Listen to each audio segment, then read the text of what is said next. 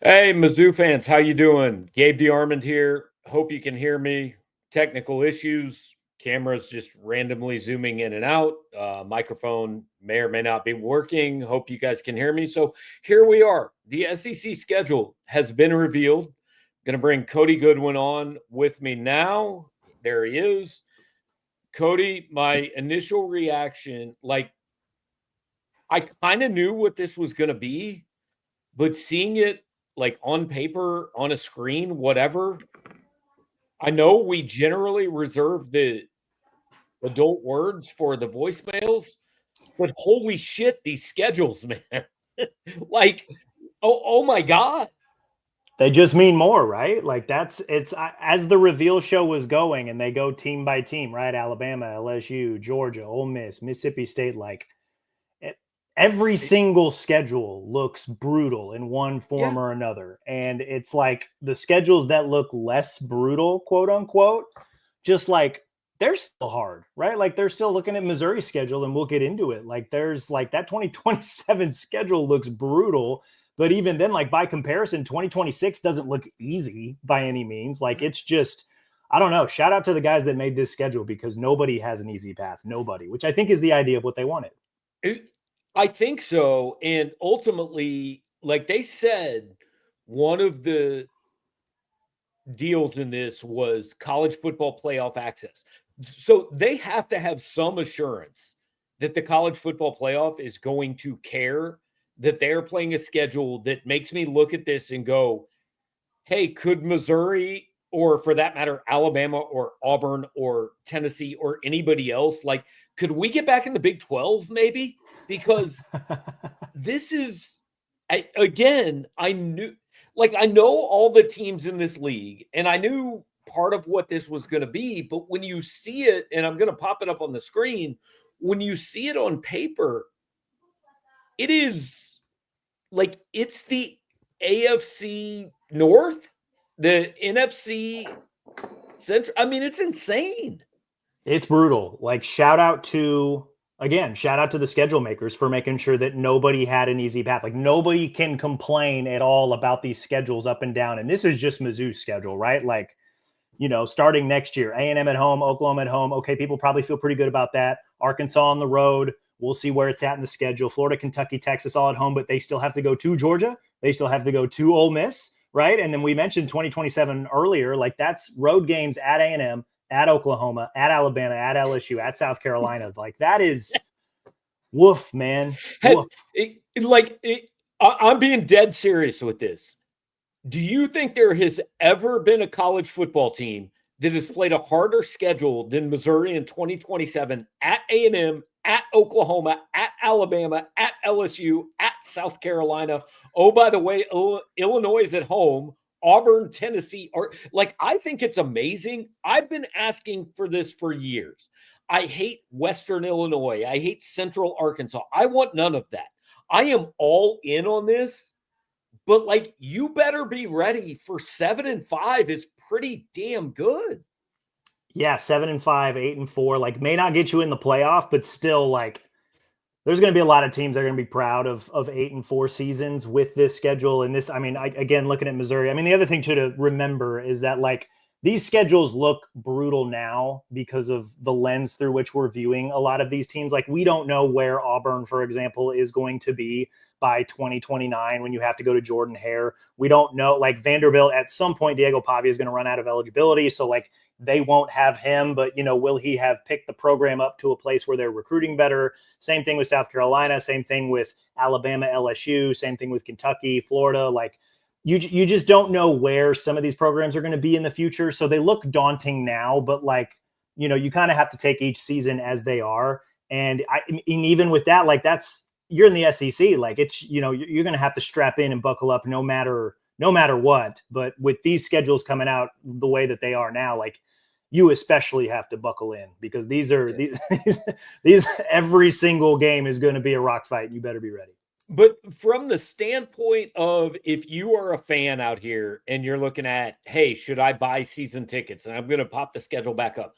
2026, if you buy home tickets, you get to see Texas A&M, Oklahoma, Florida, Kentucky, and Texas. Like just from a fan standpoint, this is awesome, man. Like, this is what you signed up for when you joined this league.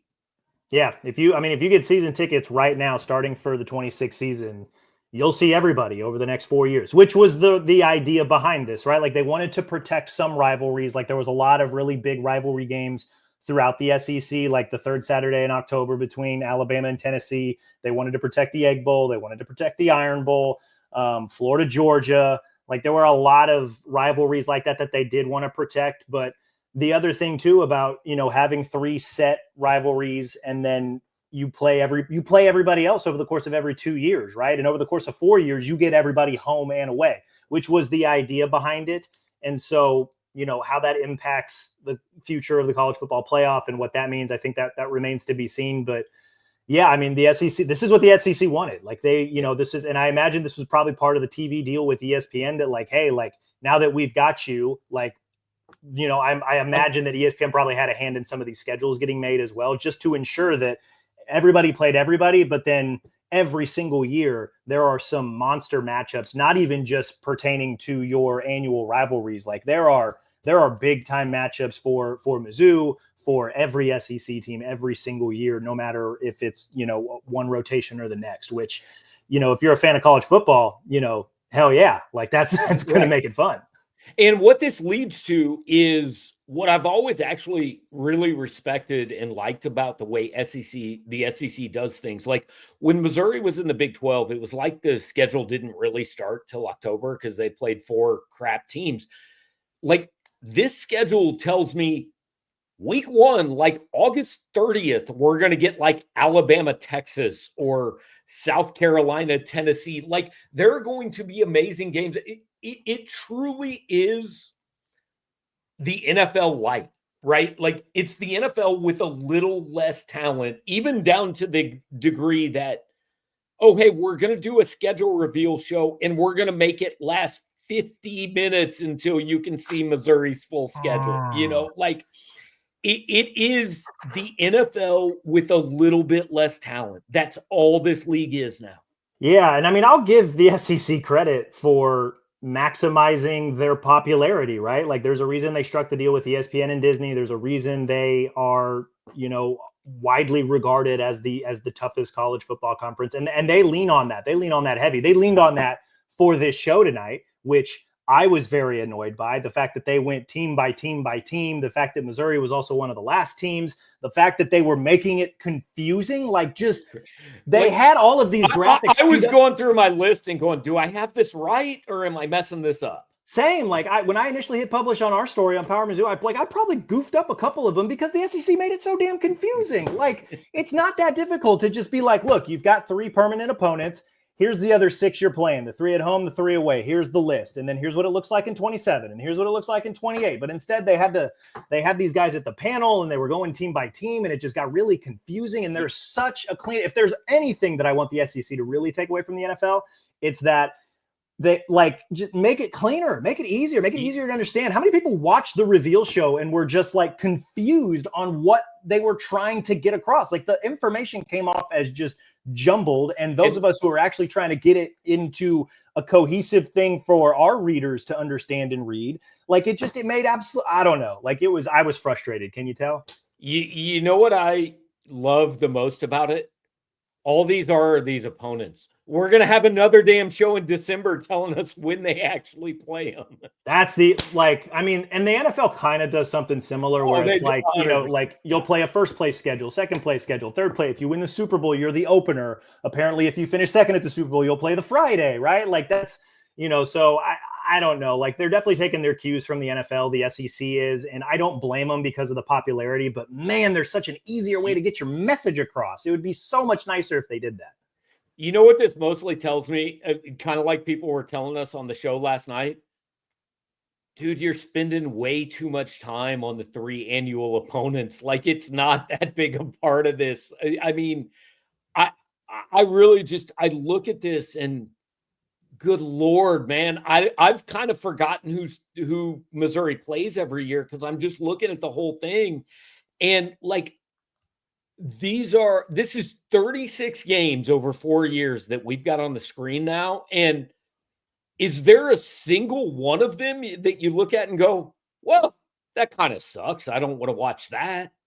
No, I want to watch all these games. And not just Yeah. because you pay me to do so. Like these all look fun. Like these all look great, like whether it's the 3 annual guys or the teams that they alternate through, like all of these games look fun. And then like I was saying earlier, like you don't really know where these teams are going to be, like even as early as 2026, right? Like we're assuming Diego Pavia is going to run out of eligibility. So like what does that mean for Vanderbilt? I know Mizzou doesn't play them until 27, but like what is that going to mean for them next year? And how does that factor into 27?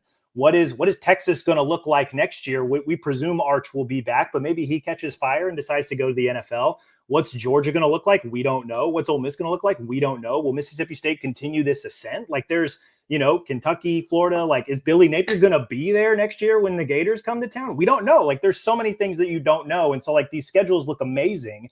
And then there is that other factor out there where it's like, I don't know exactly what these teams are going to look like. It's really hard to project even with, all the recruiting, and then you factor in the transfer portal. Like we just don't know what these teams are going to look like, which I think adds to the intrigue of the schedule itself, is that like, we just, like the games, like we look at them now and it's like, man, 2027 is tough because of all the road games, but like all of those teams rosters could flip in an instant. Right. And like, then you don't know what exactly teams you're going to play. We just assume they are because they've always been good. Right. Right. Like we understand college football is a year-to-year thing now, but if I just look at this today, I look and say, okay, 2026 is easier than 20. Like it's insane to say, but A&M, Oklahoma at home, Arkansas on the road, Florida, who knows what they'll be. You get Kentucky, get Texas at home. Yeah, Georgia and Ole Miss on the road.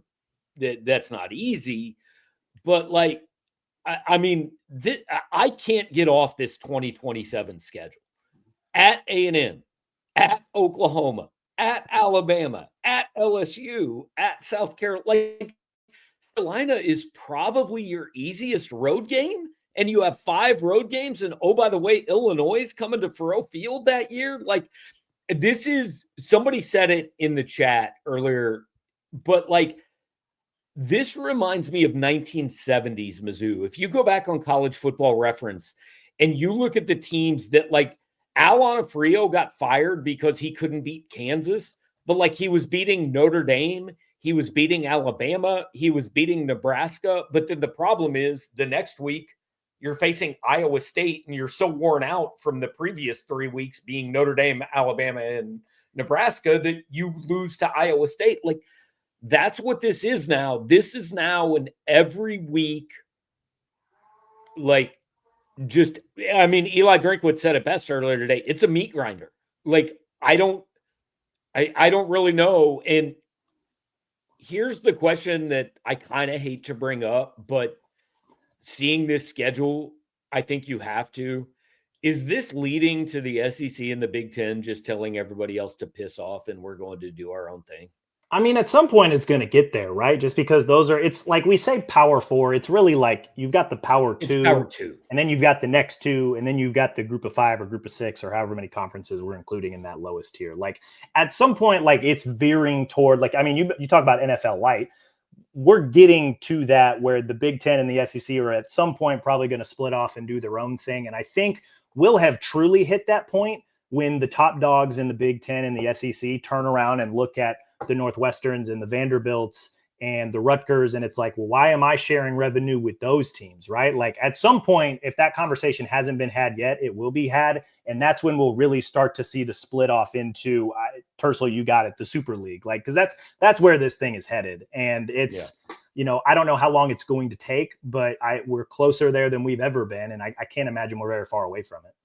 Yeah, so I want to take one more look at this, and I'm going to let you go in a minute to go do Tiger Talk and all that. But so I don't do a lot of road trips, but now you're thinking about it, huh?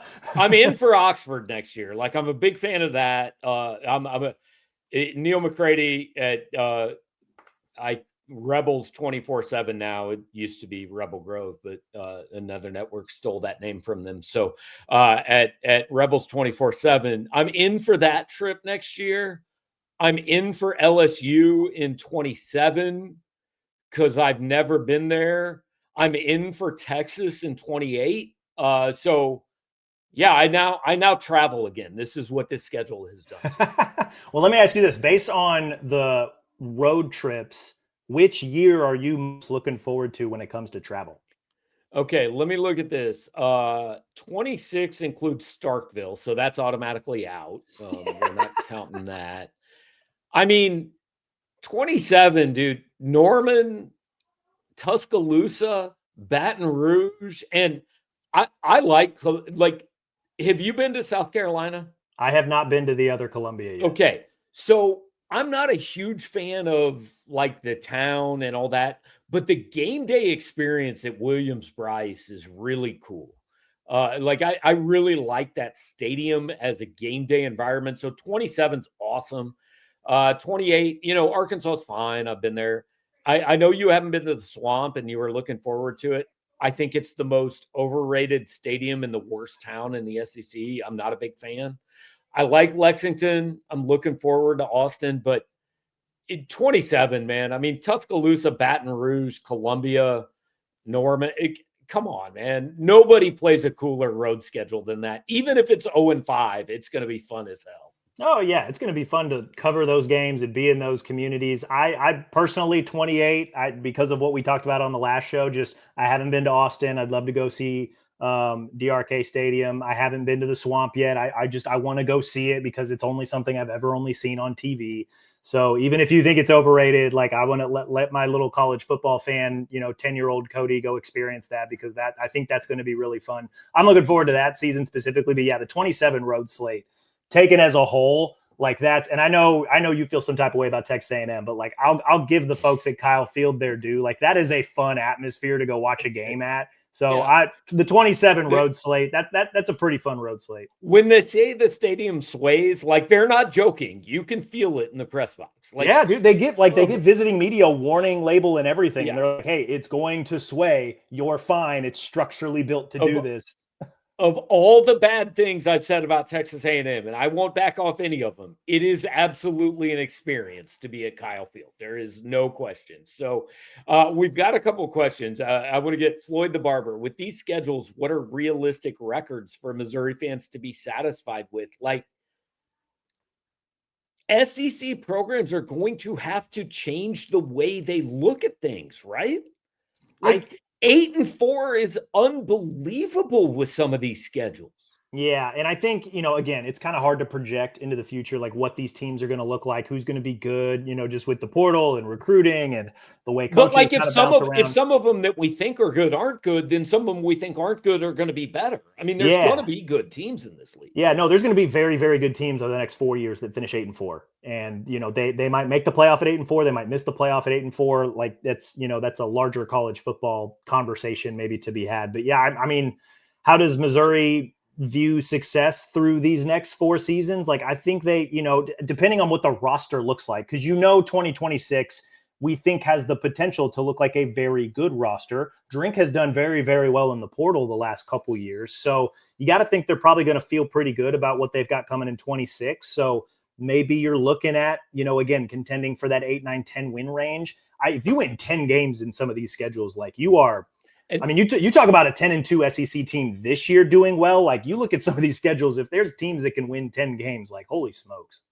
And so we're talking Missouri, and I think actually most Missouri fans understand you go 8-4 in this thing, you're doing great. Mm-hmm. You've covered Alabama for 2 years. How are people in Tuscaloosa or Baton Rouge or Athens going to adjust to, oh, wait, we might have gone 9-3, and that's actually pretty good. Like, I think this is a different conversation depending on which program you're at. Yeah, I mean, Alabama fans are unique because unique's probably the word I'm going to stay at least on this show. They're a little unique. I don't. They won't be happy unless they truly contend for national championships and make deep playoff runs. So they're a little different in that way. But there are some level-headed fans in Tuscaloosa, same as there are level-headed fans in Knoxville and in Athens and in Baton Rouge and in Austin and even Columbia. I think there's a lot of people. There's a lot of people that are I think they understand exactly what they're getting into with schedules like this and kind of what they signed up for when it comes to SEC fandom. And so, I'd like to think that most of those level-headed fans will dominate the conversation. We know they won't, but I think more often than not, most SEC fans, I think, will understand that, hey, this isn't going to be Alabama or Georgia running the table and running the gauntlet and going, winning 10, 11, 12, 13 games on their way to a deep playoff run. Like this is going to be different. And for college football fans at large, that's part of the fun. So, but I don't know. Coming from Tuscaloosa, I know that there are some fans that are going to be like, man, if we go 8-4, somebody's head needs to be on a platter. And that's just the way they're always going to think. But again, the goal becomes like, if this is NFL light, like we are both NFL fans, you look at the regular season and just get in, whatever it is. I don't care if it's 14-3 or 9-8, whatever gets you in, because if you go, I don't know, say you go 8-4 against this SEC schedule, but that maybe in a year is good enough to get you in. Like, I will take an 8-4 team that played these schedules versus an ACC team that went 11-1 and their best win happened to be at Syracuse. Yeah, I mean, it'll be interesting to see what the College Football Playoff Committee, I don't want to say guaranteed, but like, what did they guarantee the SEC, right? Because that's, we saw last year, like a lot of folks thought that 9-3 Alabama, for example, should have gotten in over 10-2 SMU, and maybe had the ACC championship game gone, like if Clemson would have blown SMU out, like there's the prevailing thought that Alabama would have gotten in at 9-3.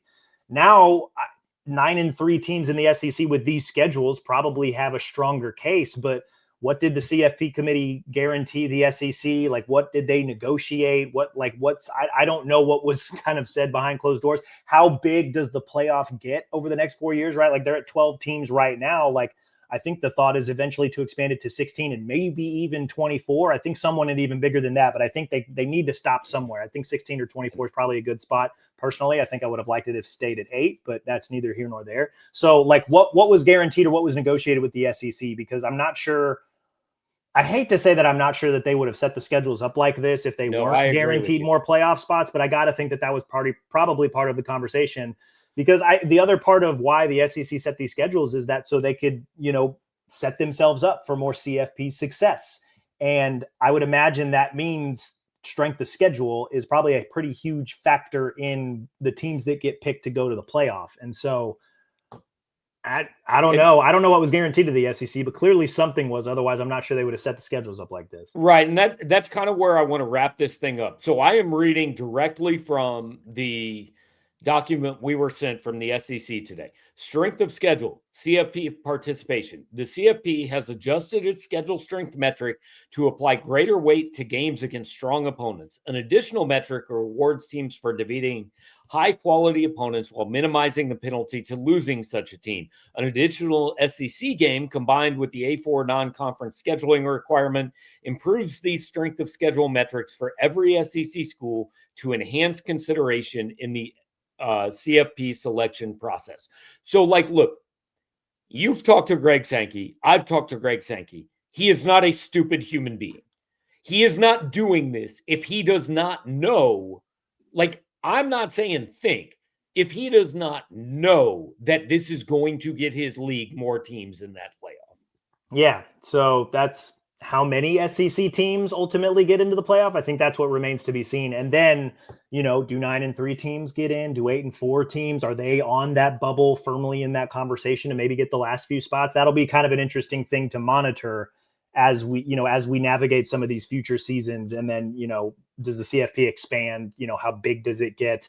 What does that mean for maybe the Big Ten? I hate to say some of the other power conferences, but let's be real. It's the SEC and the Big Ten show here. They're the ones that are calling the shots. So, how many teams are going to come out of that conference, right? So there's a lot of little interesting variables, I think, that we're all going to keep an eye on over the next few years.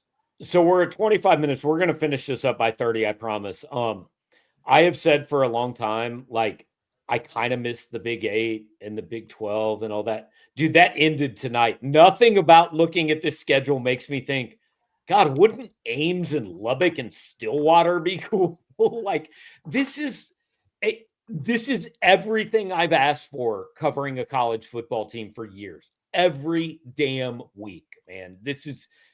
Like, okay, I can live with 2 weeks of Central Arkansas and Eastern Jesus Georgia Tech. If you give me the other 10 weeks being this, man, I'm good.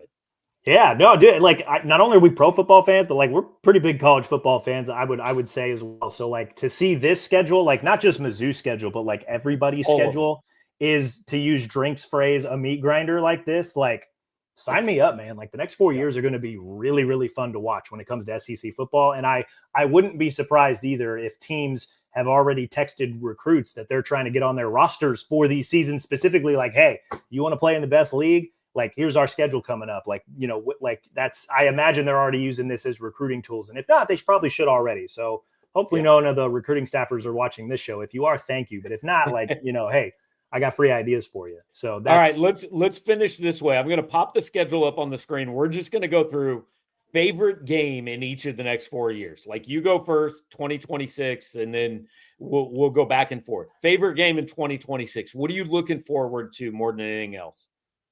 Ooh, do we have like parameters or just like any No, game just that I'm looking the forward to? game you like more than any other game in this 9-game schedule in 2026.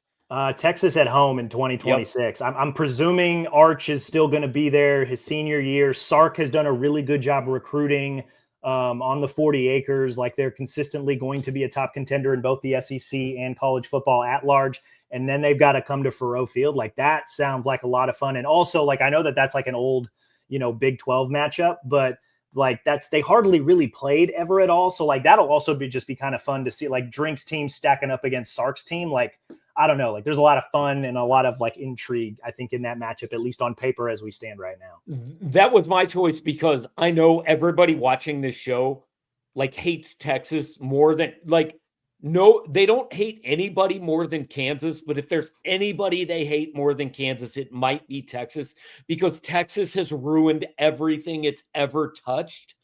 And so the irresistible force of Texas ruining things has run up against the immovable object of the SEC, which can't be ruined. And Texas comes back to Faurot in 2026. I can't wait. So 27, I get to go first. And I mean, I'm taking the easy one, man. I've never been to Death Valley, and I want to go to Death Valley. That's the game there. That's the game. I agree. Yeah, at LSU, we were. I think I forget if I told this. Yeah, I did tell this story. I think on yesterday's pod. Yeah, going down to LSU. It just so happened to be my birthday weekend. We ate a ton of great seafood. The fans were great. Like, and also just the atmosphere. Like LSU Tiger Stadium at night. Like that is. Alabama beat the brakes off of them last year, so I didn't really get to like feel the energy of Tiger Stadium at night. But like before kickoff, like before the actual game was played, that atmosphere was electric. Like you're gonna love that. Yeah. All right, 28. You get the first pick. What's your favorite game there in 2028? Man, at the Swamp at Florida. Like that's just it's a venue I've always wanted to go to. I don't really know about the game itself. I think is up in the air because like, is Billy still going to be there at Florida? Are they breaking in a new coach? Is the new coach going to have not going to be there in November, man? So, okay. So then we're going to have 3 years of a new coach, hopefully trying to figure some stuff out. Like clearly Drink has Mizzou on the train track. So like that could be a pretty important game when it comes to, you know, differentiating tiers, I think, in the SEC. Plus, like, I mean, same thing with like, you know, all these other road games like Florida, the Swamp. Like, I just want to see it. I want to feel it. And I just hope the energy around that game is exciting. So 28, I actually, when I started just looking through this, that's kind of the year, man. Like Arkansas, Florida, Kentucky, Texas are your road games. That's, I mean, in this league, that's probably about as easy as it can get. That's the year. My game in that year is Ole Miss coming back here for the first time since I think 2019. Like, I know Missouri fans would object to this. I think Ole Miss fans would object to this too, but like they're very similar programs. I like it. I don't know if Lane will still be there. You know, if it's Lane and Drink, it's even cooler, but that's my game. And then, all right, we'll finish this up 2029. I'm looking forward to going back to Knoxville, man. Like I've gone to Knoxville one time, and it was 2012 when Derek Dooley was the Volunteers head coach, and like there were 30,000 empty seats and I didn't feel like I got the Neyland Stadium experience. I want the Neyland Stadium experience. I remember sitting in that stadium and going, I wonder what it would be like to be at this place when Tennessee's good. And I want to see that. Yeah. I mean, I remember watching, what was it, a couple years ago when Hendon Hooker just went crazy and they beat Alabama. And so like I watched them rush the field. And then I was there last year when Tennessee beat Alabama again. It was a really good game. I think that was as full as the Neyland experience as probably what you're describing, right? Like 100,000 plus. Everybody was tailgating all day. It was one of those afternoon kicks, so it ended after the sun went down. We watched Tennessee fans rush the field and then take down the goalpost. Like that was super exciting and exhilarating. I agree. Like Knoxville's I know it's not like technically a college town, because I think most people I don't know realize that it's a lot bigger than maybe some of these other smaller SEC college towns. There's a lot going on in Knoxville, but like the Tennessee, like the Vols portion of Knoxville, like rabid is all get out. They do it right on game day, and it's a lot of fun to be there. Yeah. Well, I mean, I kind of hate that I got this geeked up about the SEC schedule reveal because I hate that they stole an hour of my life, but I don't know, man. Here we are. This is what we signed up for. It's funny. Like the schedules look amazing, and we're sitting here, we've been talking about it for 30 plus minutes, just like, hey, now that they finally announced all the freaking schedules and we know what they all look like and we've got them all clean and tidy and organized, like now it's exciting, which is really cool. And then we're going to have to, fold the paper away, put it in the back pocket, not have to touch it for basically a year, I guess. So that's a little funny, but I'm excited. Like the future schedules coming up, they're going to be really exciting. The SEC tends to lead the way when it comes to college football. I don't want to say reform, but I hope other leagues take note of what the SEC just released tonight, and they can really make it to push college football forward a little bit more, because that could just make the sport super, super exciting. Also, we just put 36 games on the screen. They're all runners up to Missouri versus UMass at 6:30 on Saturday night. Hey, the next game is the most important game because it's the next game on the schedule. Okay. Like I hate to go all drink coach speak on you guys, but like that's what's next, even if we only spent 20 seconds talking about it. This show went 1-0 tonight. That's all we're trying to do for the week. We'll talk to you guys next time.